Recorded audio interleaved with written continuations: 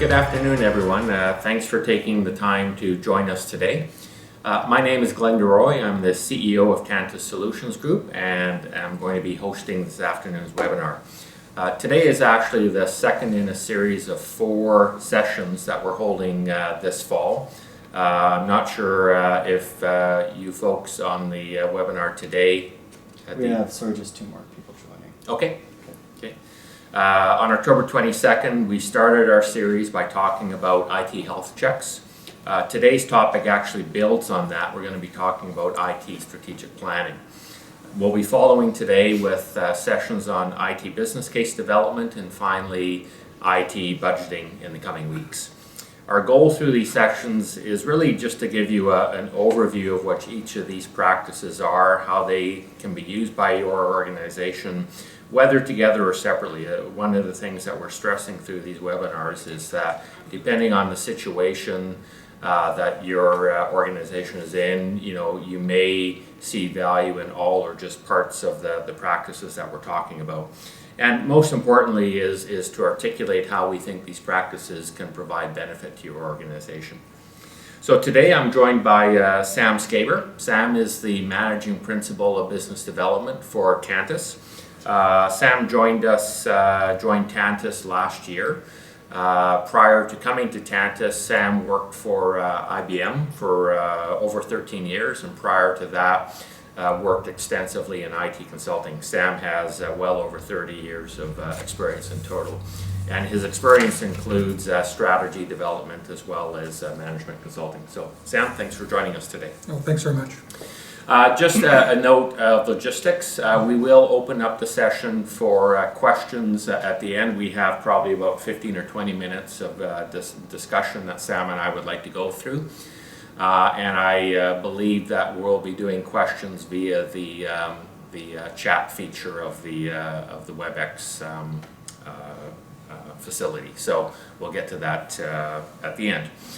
So just really quickly, before we start the discussion on IT strategic planning, I just wanted to provide just a really quick recap of the last webinar, which, as I said, focused on IT health checks, and it really leads in very well to the discussion today on IT strategic planning. So in a nutshell, IT health checks really focus on where you are today and the current health of your IT investment. So it's really providing value from a sustainment point of view, where you might have risks or where you might have needs to keep your current environment, healthy and sustainable. IT strategic planning, on the other hand, as Sam will talk about further, is really about looking forward, sort of looking down the road 3 to 5 years, understanding where your organization is headed from a business perspective, and then understanding what IT investments might need to be made to support that direction. So having laid that groundwork, Sam, maybe we can start by talking about trigger points. When would an organization be in a position to conduct a strategic plan? What should they be looking for? Well, typically we're seeing probably 2 different scenarios where in most situations when a municipality or any kind of organization is typically looking at an IT strategic plan. One of them is if they're getting into a major business transformation initiative. A good example would be implementation of an ERP or financial package. So that's one that we see a lot where there's a major initiative that needs to happen, and there's typically you want to be able to get a handle of what other things do you need to do around readiness to basically make that organization work. Second scenario would typically be something like they're really wanting to get a handle of their IT investment. So in a lot of cases they hadn't necessarily developed an IT strategy before, and they're often being asked by management or areas like council is a good example for to be able to put in an investment strategy around what do they want to do around IT. Okay, yeah, and I think, Sam, that last point is particularly important. It's fairly typical for a lot of organizations to face a lot of scrutiny over their IT investment. There's been a lot written about what's the right level of investment, when do you invest versus when do you sustain. So I think a well-articulated IT strategic plan, as you said, not only lays out that investment plan, but importantly ties it to business value and benefits, and quite frankly also looks at the risks of not doing something, which can sometimes be just as challenging. So, Sam, can you talk a little bit more about what's actually involved in a strategic plan engagement? How do we do it? Okay. So typically, our typical approach is, number one, we want to be business focused. So we really want to, kind of align our approach to really align to the organizations or the municipalities' overall objectives and priorities. So that's probably case number one. So, the way we do that is usually a couple different ways. One is, number one, to take a look at what's, a number of the documents that are available from the organization, typically business plans, et cetera, if there are overall larger strategic plans that are happening, other initiatives that they may be undertaking. Secondly, you do want to interview and have workshops with a number of the key stakeholders. So that's really part of the process, is to do that, as well as the activities that start getting into the overall process. Secondly, you really want to assess the current IT environment. So, around that, that's an area where, if you've already undertaken an IT health check, you can make use of that. That gives you really a good assessment of where your IT infrastructure and the various components within your IT environment are at. So that's kind of job number two. Third area is really kind of defining your target environment. So what you really want to do is look at from a process, methods, and tools perspective, how do you take a look at what your organization has in place? So you also want to be able to look at the application suite, the IT infrastructure, network, and those types of items as well. So you're really looking at defining where you want to be at within kind of the time horizon that you're looking at.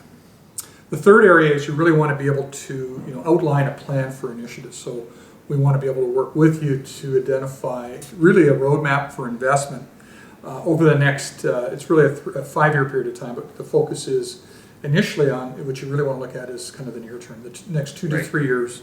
What do you want to be able to do and define kind of manageable steps that can take you down that? And that's really your roadmap for investment. Right. Yeah, and I think, certainly getting that business input, I think, is especially critical to the IC strategic plan. This is where it probably differs a little bit from IT health check. IT health check is a little bit more focused on, the current IT environment, whereas, as you pointed out, Sam, in order to set that roadmap, you need to tie it to the business. So having said that, who do you get involved with in the organization? Who do you get that key input from? Okay, so typically we're setting up interviews and workshops with a number of different groups. So probably the first one is key administration. So you want to be able to talk to, within your organization, the key people within administration at a senior level. Second area is probably your IT organization themselves, key individuals that would understand, what are you actually undertaking right now. Third area is really kind of major business unit participation of key individuals from your major business units. And then the fourth one is, of course, council. A lot of times you'll need to interlock with council, find out what's actually happening from their side. Okay. So that's something that we usually typically look at. So what we're looking at is a typical 3 to 5 kind of interviews, workshops that you're trying to set up. We've got some flexibility in how we set that up, but that's typically the types of groups that you'd have engaged with, that you involve in an engagement like this. Right. And I know that from our own experience, Sam, that the workshop setting is particularly critical. You can certainly get input through interviews, but what we find in the workshop setting is you get that interaction and collaboration and learning that occurs within the organization itself. So talk a little bit about external influences and factors. So we know that obviously there's the primary direction comes from internally, but we know there's a lot of external factors that can play into an organization's direction. So talk a little bit about the scenarios where you may need to go outside the organization to understand what's influencing from the outside in.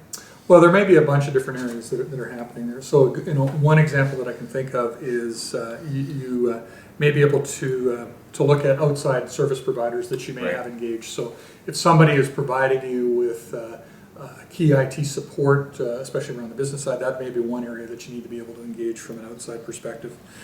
Another good example that we see in a bunch of municipalities is when they've got key relationships with other organizations. So.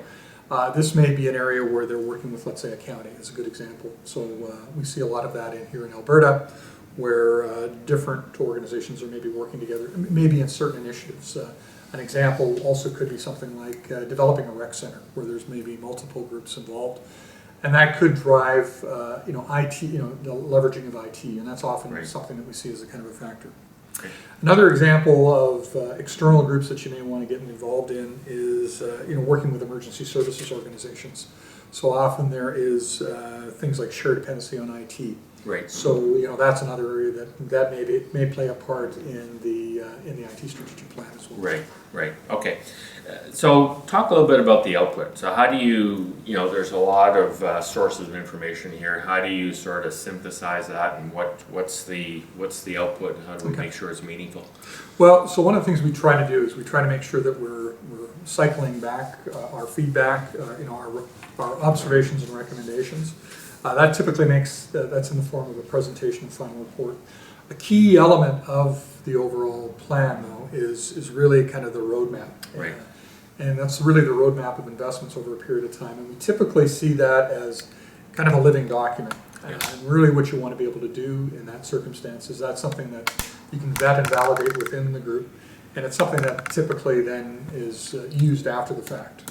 So often you want to be able to leverage that on a quarterly basis or even on an annual basis. So you may do a review you may be reviewing it on a quarterly basis, but maybe looking to do an update on an annual basis. That Right. type of thing. Right. Okay. And what about benefits, Sam? So a lot of organizations, when they start out on something like an IT strategic plan, certainly understanding the steps is one thing. What about positioning for benefits? So I think from an IT strategic plan, the document itself is really meant to be more of a communication tool. It's really so that you can get your various stakeholders on board, that everybody understands, really from an overall business perspective, what are your priorities and how IT is going to be able to be used to support that. So number one, I'd say it's a communication tool. Yeah. Also, it is basically used to come up with a common understanding of the investments that you're looking to provide. And then, outlining, as you get into the various initiatives, outlining kind of the hard and soft benefits that come out of that. Yep. So what you really want to understand is, so it's not so much just putting in infrastructure, you want to be able to start seeing where the business benefits are coming into play. Right. And, I think that's a very strong communication tool, and you can start taking that out to various stakeholders and even out to the constituents out from that standpoint. Yeah. Why are we investing in IT, and Yeah. these are the benefits that are coming out of it. Right, right. Yeah, and I think the establishment of priorities is one of the real critical and key outputs. We, in our work with the clients we work with, Sam, we quite often hear the phrase competing priorities. I mean, it's one of the big challenges of our industry. And going through that concerted effort to not only identify initiatives, but just as importantly, prioritize them with that broad input and collaboration we talked about before is really critical. And I think one of the key learnings that we've had over time is, every stakeholder group that we typically work with, obviously has their mandates and interest and requirements for IT investment. But how do you balance that across the organization? How do you set a set of objective criteria that you can balance out all of these initiatives and come up with a list of priorities that truly represent the organization wide? I think that's one of the key things that we come out of this with. Sam, you touched on a little bit earlier sort of the living aspect of an IT strategic plan, and again, one of the failings we see in a lot of organizations is they put a lot of good effort and come up with a good result and then kind of shelve it. Okay. We hear that very often, that we did a strategic plan last year, 2 or 3 years ago. It's sitting on that shelf. It's never been pulled out. Yeah. How do you make sure, how does the process make sure that plan stays relevant? Because an organization is going to change over that time horizon that we talked about earlier. How do you make sure it stays relevant?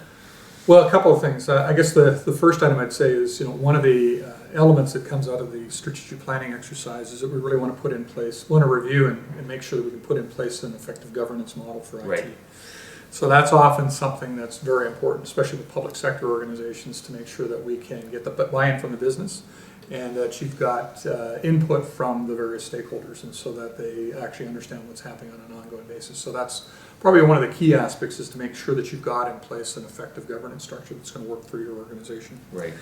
Secondly, I think what you want to be able to do is leverage some of the outputs of the strategic planning exercises to be used on an ongoing basis. So as I kind of talked about, your roadmap is something that you want to be able to make sure that's reviewed and revised on an annual basis. So, once you've done this the one time, to be able to do a refresh, you take a look at what your priorities are, and you should be able to leverage that as a document. It's also something that's used on a frequent basis. So we find with most organizations, when you're able to basically pull the one pager, effectively it's very large, but you've got it on a page, and that's often what you want to be able to do, is to develop something that looks like that. So it's got visibility, and it's something that can actually be used on an ongoing basis, and it's really used as your roadmap for IT investment. Is I think the approach that you want to take.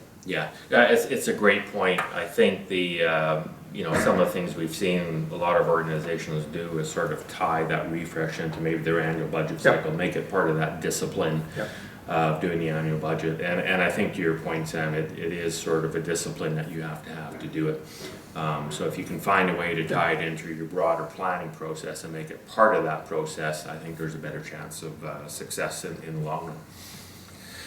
So Sam, you've already touched on sort of a few of what I would call tips or learnings to keep in mind, but anything else that you want to sort of offer up in terms of that? Well, I think one of the key things, number one, you want to make sure your plan is business focused. What you really want to do is make sure that you can bring this back to the business of the municipality to be able to address that. So it's not so much about what infrastructure you need to be able to, you need the infrastructure, but you need to be able to take this back to what kind of business benefits are you able to provide. You want to be able to use it as an opportunity to communicate. So that's a key element as well. Thirdly, and I think what's really key, is that you want to be able to take, as you're developing your roadmap, you want to be able to have kind of reasonable steps. So you want to make sure that you can basically deliver in reasonable chunks. It's nothing worse than having a large overall project that you need to be able to undertake all sorts of activities before you start getting some of the benefits. So that's one of the things that we look at as well.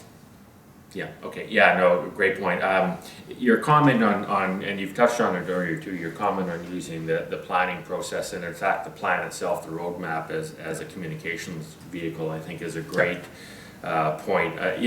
It sounds probably obvious, but the closer I think you can align your IT organization to the business, and you have means to do that, and the IT strategic plan I think is a great sort of means to do that, then I think it's going to help you be more successful and get the organization to recognize the value that IT is bringing as well. So I think those are great points. Okay, so thanks Sam for all those insights. What I'd like to do now is open up for any questions that anybody has. Although you can't see him, we have one of our consultants, Avery, sitting off to the side here. He's going to help facilitate the Q&A. So if you could, again, use the chat feature that you have on WebEx. If you could please identify your name, title, and organization, and your question, and we'll do our best to answer it. So we'll pause for a minute and give you a chance to get your questions submitted.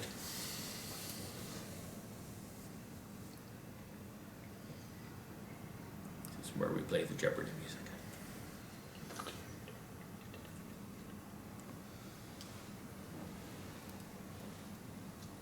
We'll give it a few minutes. Glenn, I have a question for you folks. Yes, Dave. Can you comment a bit on how sustainment activities fit into a strategic plan? Oftentimes I find people think that strategic plans are only about new initiatives. Can you comment a bit how that fits in? Sure, and Sam, please feel to jump in. So as we mentioned, certainly the sustainment. If you've done an IT health check, I think sustainment is going to be addressed through that. But whether you've done that in entirety or not, certainly the IT strategic plan. One thing that we typically address, and it's a common, I wouldn't say mistake, but it's a common oversight of a lot of organizations, is it's a lot easier to identify the one-time spend associated with not only infrastructure but applications and new innovations, and easy to either miss or underestimate the sustainment element of that. So that's part of the discipline of the investment portfolio that we put together that goes along with the strategic plan.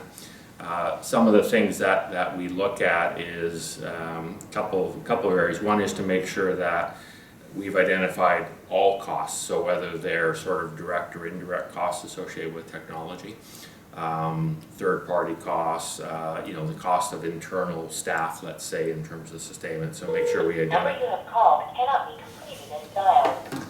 Sorry about that. Make sure that we identify all of those elements, and then the second one is what we would generally call evergreening. So in other words, at some point you have to recognize that your technology is going to reach end of life and needs to be renewed. Now, an easy example of that is laptops or desktops. You can say, okay, an average life is 4 years. Let's plan to renew that. A little bit more difficult is applications. Planning not only renewal but major upgrades maybe. So all of that, in terms of our approach, we make sure we take that comprehensive approach. Sam? Yeah, that's often an area. So a good example is on the application side. A lot of times organizations have packages in place, but one of the things that may happen is they may be on an old releases of the product that may not necessarily have the new functionality. So that's got its own risks as well. So that's part of what you want to be able to identify. Yeah. And if it's something that you're not able to necessarily leverage the business value out of, you may need to include that as part of your plan. Yeah. So part of it may be basically defining the project to look at something like that. Yeah. And to basically plan for those kind of activities that may need to take place. Okay, so we have one question here from Corey Halford. Corey says that when it comes to IT strategies, these are more often becoming more dependent on public participation. How do you balance and prioritize engagement between internal and external stakeholders in the development of IT strategies? So I would say generally, you do want to, because that's definitely what's happening on a municipal or any of the public sector spaces, is the expectations that you support what's happening out in the public with the constituents, et cetera, and the various stakeholders within your environment. And I think the expectations are bigger nowadays than they were in the past. Absolutely. So, the expectation is that you start providing more, electronic service delivery. Can I make payments online? Those types of things. So I think that's part of what you do need to do during a strategic planning exercise, is to figure out, how can you get that participation in terms of what's happening. Yeah. So I would suggest that, that may be discrete activities that you do potentially within the strategic plan, or you could do them outside the strategic plan as well. You may want to be taking a first cut internally and then taking that out in terms of this is what our vision is and how we're looking to basically enable the IT environment for the municipality. Yeah, and just to add on to that, I think Sam's last point, there's, I think when you definitely need to engage the public, to Sam's point. Managing expectations is always a challenge. As Sam quite rightly points out, the demand for self-service and e-services is extremely high. When you look at the demographics that we're dealing with and what they can do online, that's filtering down.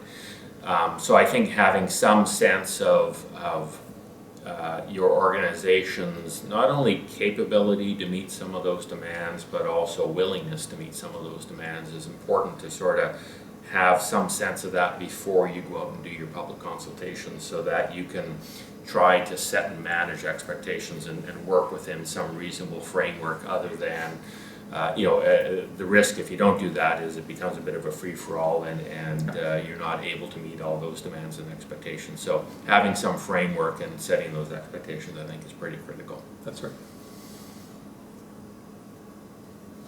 Okay. Okay.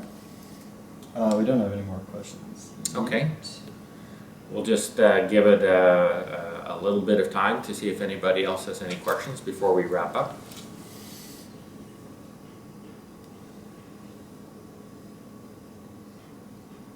Nothing yet. Okay. Not yet. Okay. And also, if you have any more questions, feel free to email us and we can address your questions privately. Okay. Well, That thanks. sounds good. We'd like to thank everybody for joining us today.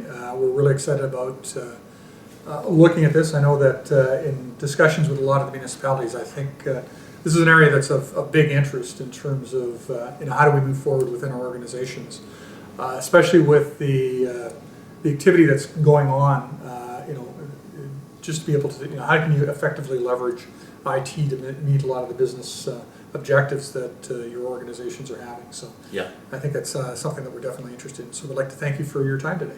great. Yeah, thanks, Sam. And I echo Sam's comments, and thank you very much. Okay.